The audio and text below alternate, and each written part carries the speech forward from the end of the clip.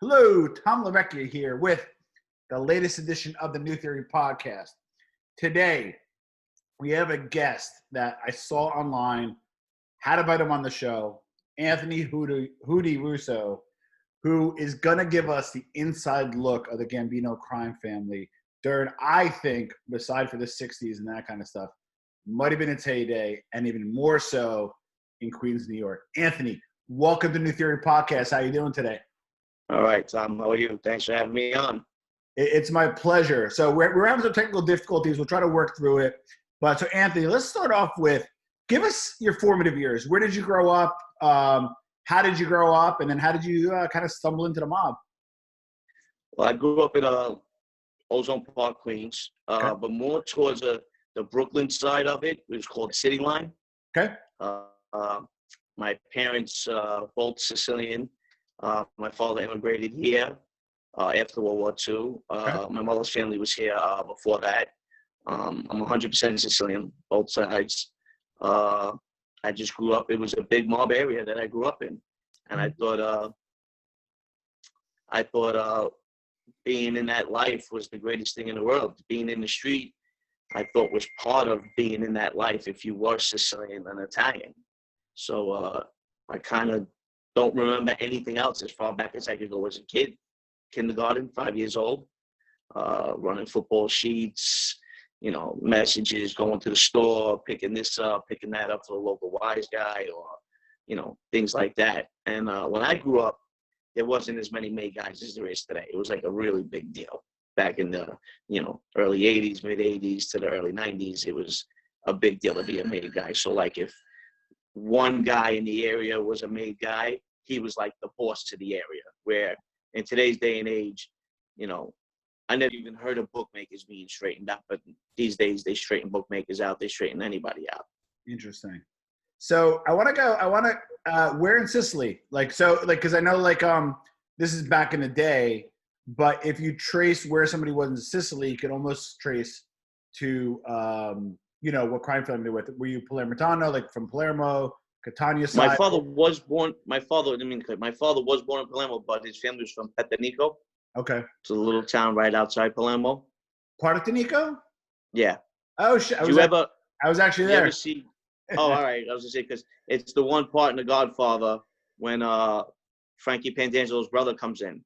Yes. And he says that he was from Petanico. Yes. Yes. So that's the town my father's family was from. Yes. Yeah, I was there, and it's interesting because they're, the mob is obviously super strong there, but it's like embedded in society. Yeah. So you grew up, that's all you knew, right? So give us, so was your father a street guy? Like, was your uncle? Like, give me like your first.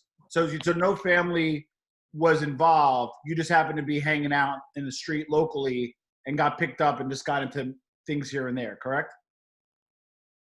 100%, yes. My father was a 100% legitimate guy.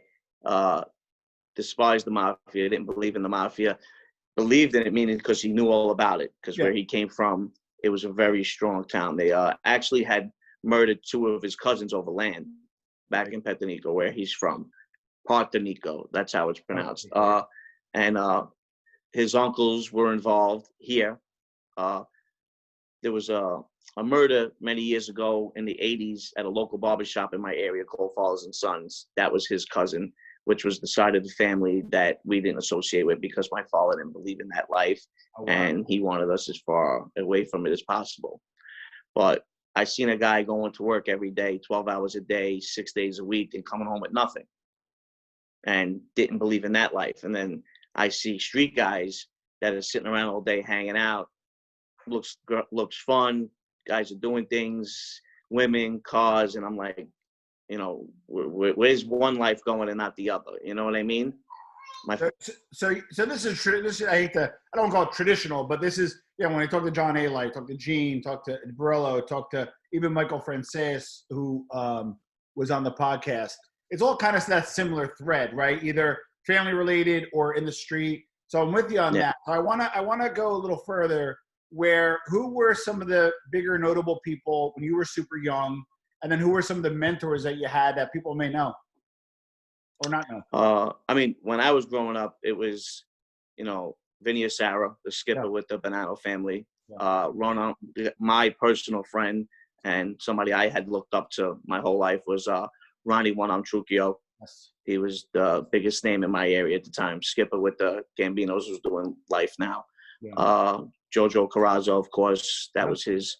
He was, the big shot in that neighborhood at the time. Fat Andy Ruggiano, where I moved as I got older, closer to 88 Park, where all of them guys were from. John Sr., of course, when I was a kid, he was, in the streets. I mean, that area was just Joey Scopo, who, God rest his soul, had happened to get clipped back in the 90s. He had a social club on 101st Avenue with the Colombos. So it was just, like I said, a serious mobbed up area, and I would say Ronnie One Arm Trucchio was who I looked up to and wind up, being close friends with most of my life. And he was a mentor in that life for me as I was growing up in it. Absolutely. And so you started out young. So give us like your first the first stuff you did, what kind of money you made, and how old were you? Well, I learned about football sheets. I don't know if you know what football sheets are. I have a decent understanding, but if you want to go a little bit into it. Yeah, football sheets are these papers that have two forms on it. You pick your Saturday teams, you pick your Sunday teams, up to the minimum of $1, up to whatever, your runner puts a cap on it. You go 12 out of 12, 3 for 3. It's like 4 to 1, stuff like that. And you get a slip, and then the other slip goes to the runner, gets put away. And I would actually run those slips at 5 years old from run this over to the cafe, run this over to, the Banano Social Club, go by Vinny's Social Club, drop this off at the pizzeria, things like that. Because it was just neighborhood guys, knock around guys, not necessarily mobbed up guys, just guys that were around. And that's how I started out. I strayed away from that for a while. I got into drugs big. Not using, selling, learning the ins and outs of, mescaline, marijuana, then moved on to cocaine, and then eventually crack cocaine. Okay, how old were you at that point? So I want to kind of build. When I got involved with the heavier stuff, about 12 to 13. Mescaline and weed, I was about 10 or 11. Yeah. I mean, I was on the streets my whole life. Just, there was nothing else. I didn't see being a doctor or a lawyer or an electrician or a plumber in my future. I see myself as a street guy, and eventually, hopefully one day. Yeah. So being a teenager, yikes, being a teenager and buying like weight to sell, I guess I'm assuming you were distributing, not retail, right? I'm guessing. Who did you get it from? That was more towards like 6. Like when I was 12 or 13, I would just go into East New York because I had a good relationship with the drug dealers there. They usually wouldn't sell to a white guy with light eyes and light hair and my complexion. But I wound up getting in good with like these Jamaican guys, and I would buy like nickel bags of weed, but they were like huge bags. So they looked like 20 sacks. So I would bring those back into Queens and sell them for $20. Or I would bring them to my school where kids kind of knew. So I'd sell them for 10. Okay, so we're doing and then I had a guy who had mescaline and acid. We pay $1 a piece, and I'd sell them for $5. So that was kind of like my intro into that. And then, as I said, 91, my mother passes away. We move out of City Line and more into Ozone Park, which is a little bit of a nicer area. Now I get into Fat Andy Ruggiano's area, which was 88 Park. And there was a social club over there. We used to keep the front as an arcade, and they took action out of the back. And I wind up hooking up with some older guys there. They got about 10 years on me. All my friends are a lot older than me. You know what I mean? So these guys got about 10 years on me. They took a liking to me, and I got out of the drug game at this point at like 14 for a little while. And they showed me the book. I started learning the bookmaker operation, how to write book, how to take, 3-ply paper, writing sports, reverses, what they pay, the odds, laying runs in football, in baseball, laying goals in hockey, 6 to 5, buying half a points. Like, they taught me every ins and outs, how to run tapes, because now we're not overseas yet. So everything gets recorded, the bets, how to make sure that the tape was on when the call came in, all things like that. And I got mentored, and it happened to be a Nicky Carrazzo place. It was under Nicky. I didn't know at the time. And these were legitimate guys. They had jobs. They were just bookmakers. They didn't get involved in drugs. And it was a clean park, like I said. It was Fat Andy's park. And now at this time, he goes away. He gets that last bid, whatever it was, 13, 14 years. And it was a pretty good park. We kept it clean. We kept drugs out of it. So I was kind of out of that stage for a little while. But I still dabbled a little bit, still went back to the old neighborhood and, started still pushing, powder and hard, which was, crack cocaine at the time. But that's where I got mentored into the bookmaking and the Shylocking business. And from 14 on, that was like more fun than the drug business, the sports, the gambling. And then eventually you get into the gambling yourself. Of course. And along the way, you meet made guys, bookmakers, Shylocks, guys of all sort colors. And, So I want to give a little bit of so you're giving a little bit of the business end of things in terms of how it operates, which I really appreciate. So, 18 years old, how much were you making? Well, at 18 with the bookmaking business at this time, I was just getting into to have my own operation. I never really liked to do sheets with other people, but I was writing work for about $4,000 a month. That was just writing work. Okay. Not bad. Yeah. Doing in shifts, Saturdays and Sundays. Well, at this point, I'm already seasoned. I got 4 years experience, so I can run the whole wire room by myself at this point. So you don't need to have 2-3 guys there during the week. On a Saturday or Sunday, when you're doing college, you need 3 or 4 guys. It's just too much. Yeah. But running, during the week, if it's baseball season or basketball, the 7:10 game, the 8:05, and then the West Coast games at 10:10. You could easy, to run in and write the work like that. Make sure the tapes are running. So by then, with the bookmaking operation, I'm making about 4,000. Shylocking 300-400 here, 1,000 here. Maybe I was making about 400 or 500 a week with the Shylock business. Yeah. And then I was still dabbling at this point heavily into like mids at this point, meaning not the high end marijuana, but the mids. Yeah. Going like the middle. It's not the dirt. It's not the high end. And I'm doing.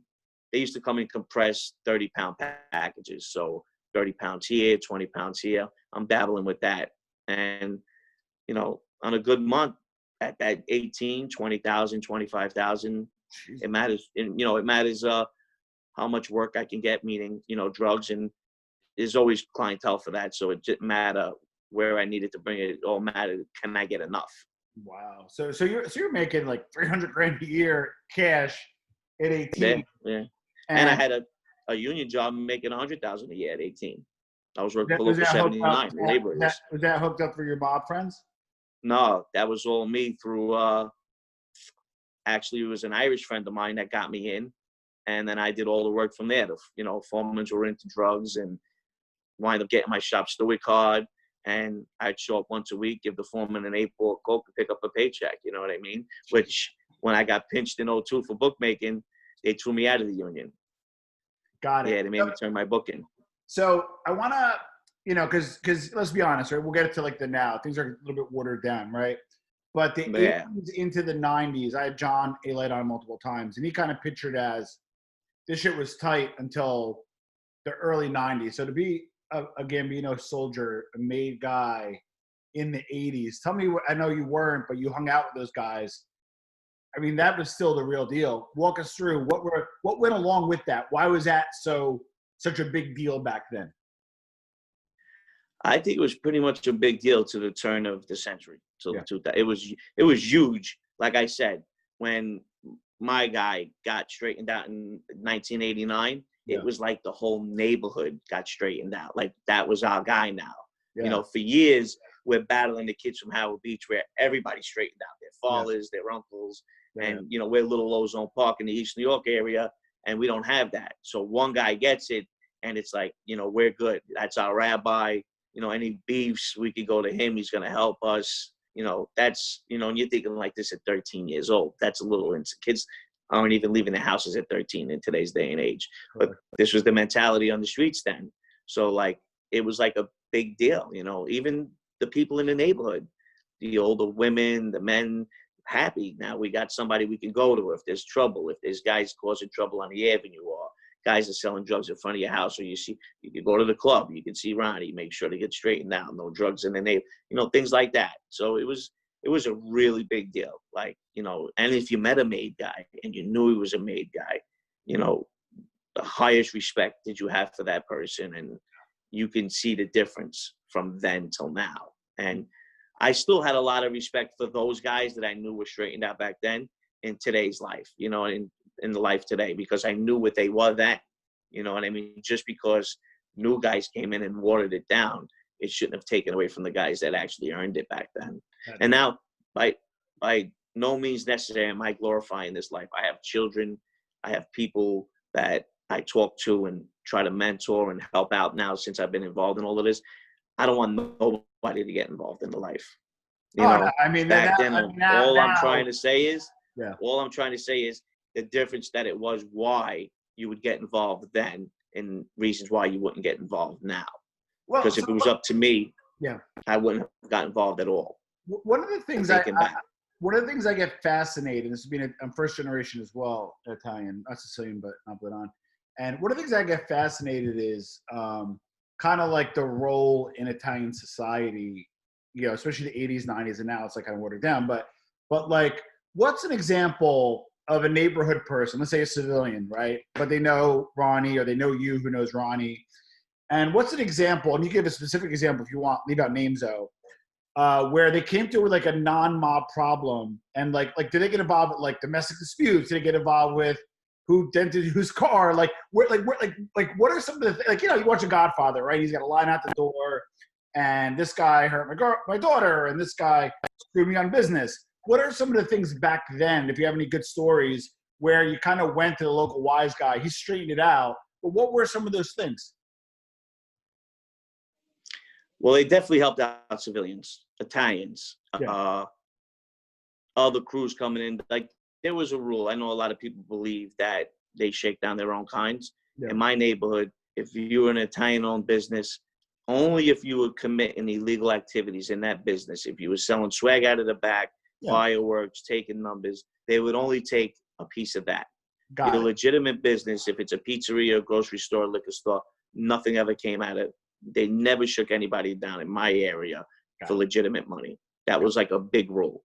But if you were the Asians, the Middle Easterns, the Muslims, the Spanish, they all had to kick up, no matter what, just for being in the area, because it was a stronghold of an Italian area. Yeah. So therefore, those stores all got shaken down, extorted, but never an Italian-owned business like you see the Black Hand and take it from his own people. Never seen that in all the years I've been on the streets. And I've actually collected as I got older, and I've never seen that. But I've seen civilians having problems with rent, store owners falling behind, and they want the landlord to be spoken to, see if we can. And Ronnie always helped the community, the civilians or the old ladies who had a problem on their block with guys staying out too late, blasting the radio, or like you said, there's been times of accidents and fender benders, and there's absolutely, I've seen them get involved and help and settle situations like that. Absolutely. So I believe that, especially when I was in a neighborhood, and let's be honest, they're not necessarily doing it super because they're good guys. They're doing it because they have their reputation. You know, if you owe them a favor, they're pretty good about collecting. Let's be honest. When did that go away? When it became less about community and more about straight money? They always were doing restructuring, from one boss to an acting boss to a street boss. There was one time that I remember things got so bad, guys weren't earning. Fireworks were dead at the time. You know, after Giuliani, there was no more fireworks. Swag was a thing of the past, where if a guy had a sheet, or a guy loaned out money, or a guy did something, sold stuff that fell off a truck, but that still was, happening at that time, that now he had to kick up from his legitimate business as well. Oh, wow. They started passing. Yeah, this was later on. Absolutely. Yeah, there was a lot of restructuring. I remember when Junior was in charge at the time, and Mikey Scars was like his right-hand man at the time, and they were restructuring the Gambino family, and there was a big sit-down. And after the sit-down, Ronnie, the skipper at the time, and his son was a May guy, and they came back and they explained, like, That was one of the rules. Legitimate guys, even if they 100% legitimate, you take nothing from them. But if he's got his 25% cheat, or if he's shylocking money for 2 points and he's getting for the point out of his liquor store, out of his grocery store, you get a piece of that now also. He becomes a silent partner for 10%. Now, and that went along with. I didn't mean to cut you off, but so one of the things though is if I kick up, right? Is that my insurance? Like, if I have a problem, can I come to you? Hey, this kid's robbed me last week, or somebody spray painted the side of the wall, or somebody keeps like stealing my liquor out the back. Did you offer protection to those that kicked up, or that was kind of a different contract? No, anybody, even if you had a sheet and you were being bothered, you automatically are around us. Got it. That's it. You got a problem, guys from another crew, guys from another family, they're bothering your store, they're bothering your family, they're bothering you, they want you to borrow money from them or put money in the street for them, you're off limits. You know what I mean? And once they're told that, it's an automatic, that's it. You don't go near that person anymore. And if you do, it's a sign of disrespect, and you can get in a lot of trouble for that. And you'd wind up having to pay a tax yourself. So now let's go into your 20s, because you were making great money at 18. Yeah. Give us like your peak. I want to get to the peak. What kind of money were you making? Who were you running with? What does the money look like? Walk us through all that. Well, at the peak, we would just, I have my own operation overseas. Wow. Yeah, bookmaking, small as 15, 20,000 a week. That's, great money now, yeah. That's bookmaking. I mean, guys were making 100,000 a week. Yeah. You know what I mean? A little piece of a card game. We were doing a card game. It was about 3,000-4,000 a week in that. Shylock money was about 2,500 a week in that. And then I was doing big numbers with marijuana. Now we're trafficking marijuana through Canada into New York. And we're doing about $3 million a year in that, about 100 pounds a week. We couldn't get enough of it over. So I remember, I tell the story how it worked. I was flowing big into the drugs and everything. And one of my close friends decided to get out of the drug game, go into the bookmaking in Shylock, and was going to be straightened out soon if he kept his nose clean. So it was the month of October. And in that month, I think I brought in 100,000. And then in November, when I went over to do the bookmaking, and I changed everything, I stopped all the drugs, and I'm going to collect on their Shylock money for them, and I'm going to take action for them. And not have a sheet. I'm going to work their office because I knew the game already, and we're not overseas yet with them. This is right before we went overseas, and I get pinched in 3 weeks in the office with them. I made 2,800. So you're making, hold on really quick, because I want to make sure I appreciate this. You got multiple streams of revenue coming in. You're finally starting to hit your stride. You're making like FU money, and then you get pinched. Okay, what happened? Well, I stopped the FU money. Okay, that was October. Got it. Now November, I go into the office. I changed everything. I stopped. There was no drugs at all involved right now. So now I'm just taking action, trying something new. We got little ventures. We're opening up a bar. I get a piece of the bar. We're doing Christmas trees. We're doing flowers for Easter, like all things like that, because they're trying to turn the money over legitimately like that, And I'm there 3 weeks. I make $2,800 for the month and get pinched. My first real pinch. Because I got pinched for bookmaking back in the day and fireworks, but it was a desk appearance ticket back then. It wasn't like it was. This was like the early 90s. It was federal, right, or state? It was state. It was called in the state. RICO's considered enterprise corruption in the state. That's a RICO charge. Okay. Meaning it's OC. And the feds, OC is RICO. In the state, OC is enterprise corruption. Got it. And that follows you everywhere. Right. Can't get no programs. Like when I went up to do a 2-year bid, I was trying to get shot, come home and disqualified from everything. So yeah, it's just as bad in the state as it is in the feds, just not as hard as sentencing. So you went away for what, 2 years, your first bid? I did a 6.5, my first bid. 6 months on Rikers Island, home in 120 days and 5 years probation. Got it. And then my next pinch while I was on probation was too flat that I went up north for. Okay, so another part that I'm a little fascinated by is, you know, we saw Goodfellas where the mobsters go to jail and they get treated like, you know, gold, right? But state's a different ballgame, as we know. How were you treated, and how are mobsters treated generally in state jails? Right. Well, in state prison, just as I carried myself, they knew I was an Italian. I didn't carry myself as a mob guy, or if I was mob connected. They knew I was there on a drug charge. I got treated as a drug dealer. You know, I had my few scuffles. You stand up for yourself, and they don't really try to make victims out of Italian guys. They actually are more friendly towards the Italian guys than other, than the Irish or the Jewish or any other kind of white race that would come into the prison. And like I said, you stand up for yourself. And if you know how to jail and you're walking around like you know what you're doing, you might not even have a problem. But to me, you go to a place like Rikers Island or you go upstate, everybody has a problem, at least one. If you tell me you never had a problem, you were hiding in yourself. No matter how cool you are with anybody, there's always a problem. You know what I mean? But you do get treated a little bit better being an Italian. And you don't even got to present yourself as a mob guy. They automatically think that. You know what I mean? With an Italian last name like that, like mine or anybody else's with a strong Italian last name. So, yeah. And you know what? Yeah. Oh, you're